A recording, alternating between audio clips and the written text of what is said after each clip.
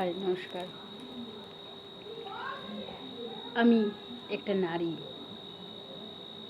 নারীদের বর্তমান পরিস্থিতি, বর্তমান জীবনে বা বর্তমান সামাজিক প্রেক্ষাপটে তাদের হয়তো কিছুটা স্বাধীনতা হয়েছে, হয়তো শিক্ষা দীক্ষা কর্ম জীবন সমস্ত ক্ষেত্রে হয়তো এগিয়ে, হয়তো নারীদের জন্যে সরকারও ভেবেছেন অনেক রকম স্কিম, অনেক কিছু ব্যাপার স্যাপার চালু হয়েছে, কিন্তু তবুও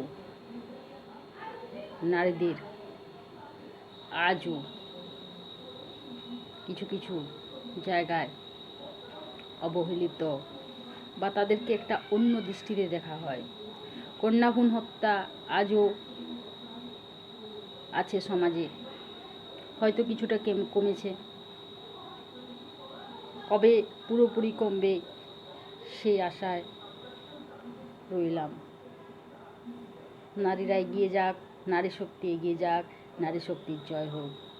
সর্বযুগে নারীকে সিংহাসনিক ত্রেতাযুগে বসানো হয়েছিল, কিন্তু একটা যুগে নারী অবহেলিত হয়েছিল।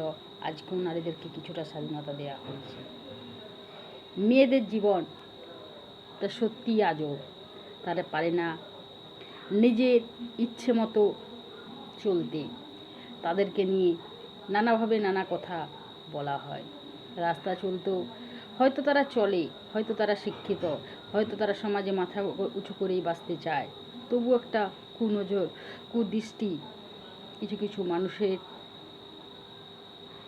আছে। তারা পারে না নিজের স্বপ্ন পূরণ করতে। হয়তো অনেকেই পারে, কিন্তু আমি অনেকেই পারে না কথাটা বলতে চাইছি।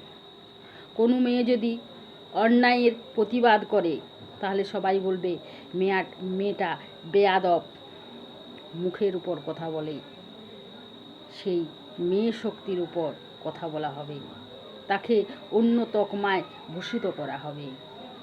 আর কোনো মেয়ে যদি অন্যায়ের প্রতিবাদ না করে চুপচাপ থাকে, তাহলে সবাই বলবে মেয়েটার দোষ ছিল, তাহলে মেয়েটা খারাপ, তাই সে প্রতিবাদ করল না।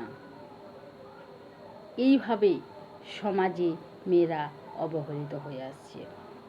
এর জন্য কিন্তু মেয়েরাই দায়ী। তাই আমার প্রশ্ন, নারী শক্তি জাগো, নারী শক্তি জেগে উঠো। নমস্কার।